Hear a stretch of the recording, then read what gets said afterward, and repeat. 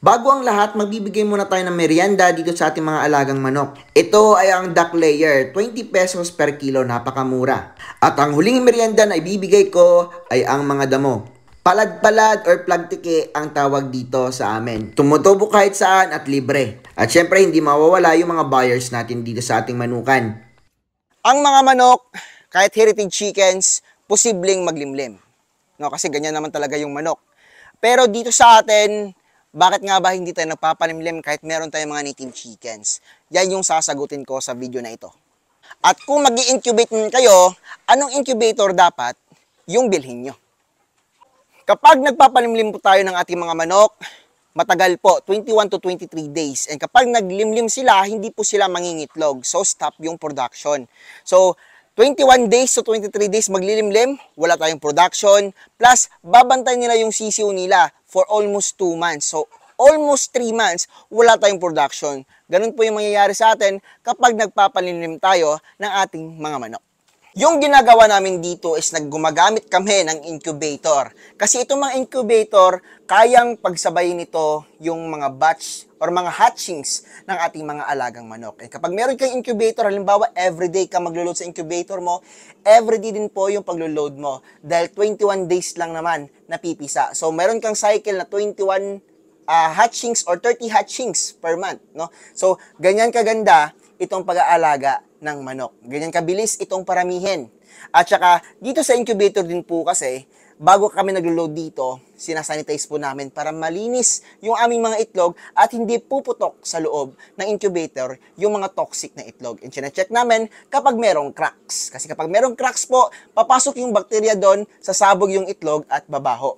Ganun po yung nangyayari sa mga itlog na nililimliman. Kasi minsan, kapag nagpapalimlim po tayo sa isang pugad po, isa or dalawang manok yung naglimlim doon, no? And kapag dalawang manok yung naglimlim sa isang pugad, yung ibang mga itlog is nakakracks. Dahil nga, mabigat yung dalawang hens para sa ating mga itlog. Yan. So kapag nakracks po yan, or napisa yung itlog, no? Pwede pong dumikit yung mga egg yolks doon sa itlog na fresh na nililimliman din ng ating mga hens, and yung mga itlog na yon na fresh tapos merong yolk na dumikit doon, pwedeng maging toxic yon at babaho, puputok. And kapag pumutok po yung mabahong itlog, madadamay po yung ibang healthy na manok and mamamatay yung similya doon sa loob ng inyong pugad. So dito napaka-safety dahil tayo mismo yung nag-check ng mga itlog dito sa incubators natin. And itong mga nabili ko mga incubators, minimum nito is nasa 324 eggs capacity, no? Kada isa. Dahil itong incubator na to is pang negosyo na siya. Halimbawa kasi, habang nag-i-incubate tayo ng sarili nating itlog, pwede po tayo mag-accept ng mga customers na gustong magpa-incubate dito. And 15 pesos to 20 pesos each eggs yung presyo niyan kapag nagpapa-incubate sila, no? Mapipisa man o sa hindi, ganun yung presyo sa lugar namin, 15 to 20 pesos per egg. Dapat din po na bumili kayo ng mga hygrometers or mga extrang gamit dahil minsan, itong mga incubators natin, kailangan din po ng maintenance. Ang mga incubators natin is fully automatic. It means hindi natin kailangan mag-tilt pa ng manual dahil ito ay mga fully automatic incubators, no? So walang pagod dito. Every 18 days lang po kami nagka-candle. Yung iba 10 days or every 5 days dahil natatakot sila na may pumutok sa kanilang incubator, no? Mabaho po kasi yon. So dito sa amin, before namin nilalagay sa incubator, talagang sinasanitize namin and chine-check kung may mga cracks, no? Para maiwasan po, no? At hindi na kailangan mag-candle every 5 days, kundi every 18 days lang. Itong incubator din yung kinakanda nito, habang nag-i-incubate ka, itong incubator, pwedeng magiging hatchery business mo. Sa akin nga, pwede ako mag-hatchery business, kaso sa amin dito ngayon, maraming nag-o-orders ng mga sisiw namin, and sobrang busy din namin, so hindi na namin kailangan mag-accept pa ng mga magpapahatch, no?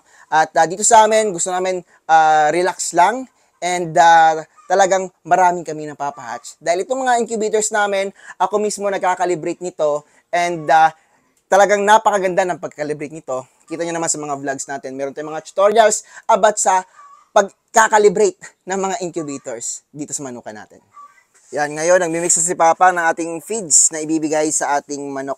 So, 25% crack corn po yung kinukuha ni Papa. Ngayon naman, hammered. Yan, 25% din na hammered. At syempre, 25% ng Pilmico Gallimax 21 at ang ating V-Pro or yung tinatawag na Booster Pro, no, ng Venova. Yan, Venova. Yan. Vinovo. Samahan natin ng Yan, syempre may King's Vita Plus yan. Samahan ng King's Vita Plus yung ating patuka. Dahil ito ay may multivitamins, minerals, amino acids, electrolytes, no? At may probiotics. Ganyan po kaganda itong patuka na ginagamit namin. Kasi nga po, itong aming patuka is merong organic. Nasira natin yung formulation ng Gallimax 21 tsaka ng V-Pro. Kaya nilagyan natin ng King's Vita Plus, no? So sa ganito ng paraan, mas nakakatipid tayo. Dahil ang Gallimax 21 is nasa 1,915 ang 50 kilos, yung V-Pro naman, no, ay nasa 1,815 pesos, yung 50 kilos. Yung hammered corn at saka cracked corn, almost the same lang, no, 1,000 pesos. No? So halos nangangalahati talaga yung presyo. Kaya nakakatipid kami dito sa patuka namin. Walang amoy, walang langaw dahil meron kaming organic na pinapatuka which is yung ating cracked corn tsaka yung hammered corn na ginagamit natin. So ito yung ibibigay namin sa anong breeding pen to, Pang? Breeding pen number 1. So 1 3/4. Yan. So next na namin na ilalagay is para sa aming breeding pen number 2. 1 1/4. Yan. 1 1/4 para sa ating breeding pen number 2. And sa breeding pen number 3 namin, 2 1/4. Yan, no? So ganyan lang ka-easy. So itong mga pagkain na ginagamit namin, no, matagal namin yan nauubos. Yan. So naubos namin to nasa 2 weeks. Yan. 2 weeks or mahigit dahil sa ngayon, konti na lang yung manok namin. Sa breeding pen number 4 natin, Pang, yung mga Rhode Island, ilang kilo yun, Pang? isa't kalahati. Yan, 1 1 1/4. Yan. So, nabawasan na naman yung manok natin ngayon, no, ng 4 na decal brown. Sa ngayon, isa sa pinaka-saleable talaga dito is yung decal brown, Rhode Island, Black Australorp. Yan. Pero sa ngayon, this week, nangunguna talaga yung ating decal brown. So, papakain natin yung ating mga native.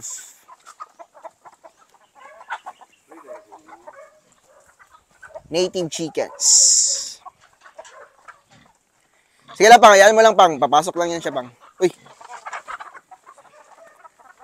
Yan, may nakalabas kasi na manok, no? Pero hinayaan lang namin yan. Binubuksan na namin yung gate habang napapakain para makabalik siya. Yan. So, yun siya, oh. Babalik yan. Ay, dalawa pa sila nakalabas. Na-open ko kasi yung gate kasi nag-harvest ako ng itlog at saka may dumating dito na buyer. Ayan, napakaganda ng panahon. Mainit.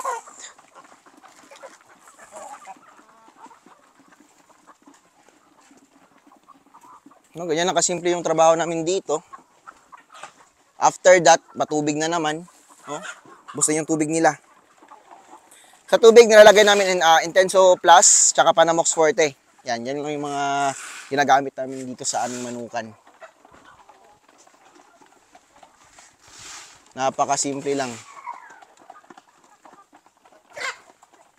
Kunin natin tong nasa pugad, no. So itong native chickens kasi is broody. No, naglilimlim yung mga native chickens natin. Pero yung mga nililimliman nilang itlog is kinukuha din naman agad natin. Yan, so ngayong hapon, ito na lang yung nakuha natin. Yan, dahil itong mga itlog na to is last na to na pangingitlog ngayong araw. Yan. So baka mamayang gabi meron pa.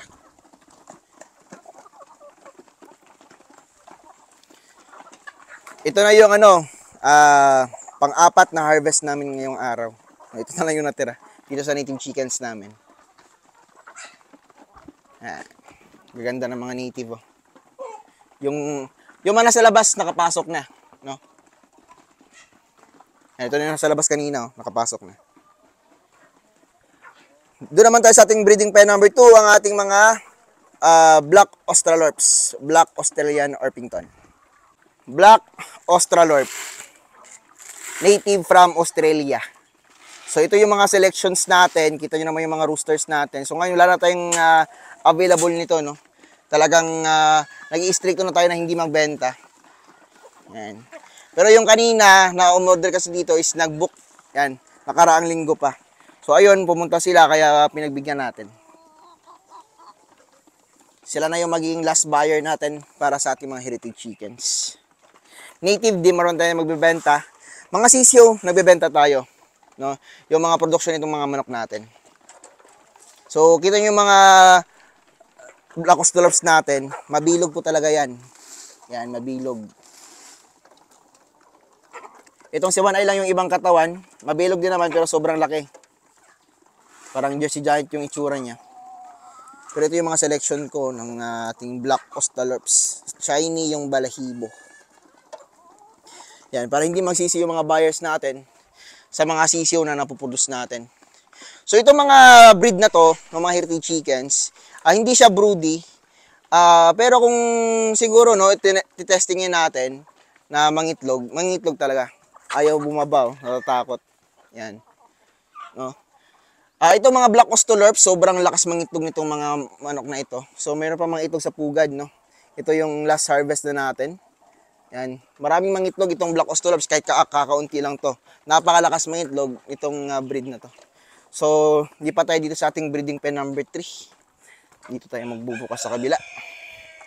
Ito yung ating tinatawag na mga Jersey Giants, no. Lahat ng mga nagagandahan kong manok andito sa ating breeding pen number 3. Kapag gusto ko yung manok, yan, maganda sa paningin ko, malaki, dito ko nilalagay. Sussex, Yellow Copper, tingnan niyo po yung paa. No, parang dinosaur yung paa. Yan. Lahat ng manok na nakita ko, ito yung pinakamalaking paa na nakita ko. Yan, ang ating Yellow Copper. Ito naman yung ating mga Jersey Giants. Jersey Giants natin, bata pa talaga to. And hinihintay ko na mag 1 year old pataas to para makita natin yung kanilang fully grown na pangangatawan. Itong ating mga Jersey Giants. So medyo mainit and dito natin ilagay sa medyo hindi mainit, mga shady area. Yan. Dahil parang nagpapahinga yung mga manok natin. Mainit kasi, no? Kaninang umaga, parang uulan, umambon dito. Yan, ganyan na nakakunti yung manok natin. Hindi na katulad last time, sobrang daming manok dito. Mga bird plymouth rocks natin. Ito, hybrid to. Ganda din. Hybrid din, no? Hybrid na naman tong mga decal browns natin. Lalakas mangitlog nito. Yan. Ito hybrid din. Anak ng Black Australorp tsaka Rhode Island Red, yun yung labas. Oh. Yan. So ito, parang Orpington na Rhode Island Red. Yan. No? Ganyan ka peaceful yung manukan natin. Itlog, harvest, pakain, painom ng tubig. So, yung kukunin naman ng papang is yung pagkain ng ating Rhode Island Red. Rhode Island Reds natin. So ito na lang yung mga babae, konti na lang. Itong manok na ito is malakas din namang mangitlog, no? Pero para sa akin lang at based on my experience, hindi niya kayang talunin yung decal brown, syempre hybrid yun, malakas mangitlog, at saka yung Black Australorp. Yung kinagandahan talaga nito is sa mga hilig sa pulang manok. Yan, panalong-panalo itong ating Rhode Island Red. So ito yung bago ko na rooster. Yan, ayaw niyang bumaba dito, no? Natatakot siya sa mga rooster na dito sa baba. Yan, pero masasanay din yan siguro mga 3 days, no? To 1 week. Masasanay din yan. Yan. So, itong pinapakain namin dito is konti lang talaga. O, dun sa kinokondisyon naming manok, oh, merong nangitlog. Yan. So, ito yung piniprepare namin. Baka bukas pwede nang ibaba itong mga manok na ito. Yan. So, ito wala siguro tong similya dahil wala namang rooster dito sa kinokondisyon naming manok. So mga hens to, kinukondisyon namin yan. Yan, at para mababa sila dito at pwede nang mabreed. Yan. No, so, ganyan lang kadali. Napakaganda ng mga Rhode Island Reds natin dito, mga dark. No? Talagang next year, mapaparami ng ating mga manok. Yan. Sisiyo natin sa ngayon is nasa mga almost 300 heads. Yan, no? So mga gusto ng sisiyo, punta na kayo dito, no? Pag-usapan natin yung ating mga sisiyo. Merong mga Rhode Island Red dito, may nakapasok na native, mga galang manok yan, pumapasok dito, nakikikain, yan. So ito, mga dalawa nating magandahan din, nagagandahang mga Rhode Island Red. So nagsasunbat sila, busog yan, no? Kasi nagpamerienda ko kanina. Yan. At konti lang talaga yung kinakain ng manok, no? Hindi naman talaga masyadong malakas kumain tong manok. Yan. Hindi katulad ng ibang livestock, sobrang lakas kumain. Isang livestock, halos kayang ubusin yung isang sako sa ilang araw lang. Itong manok, medyo nakakatipid kami dito.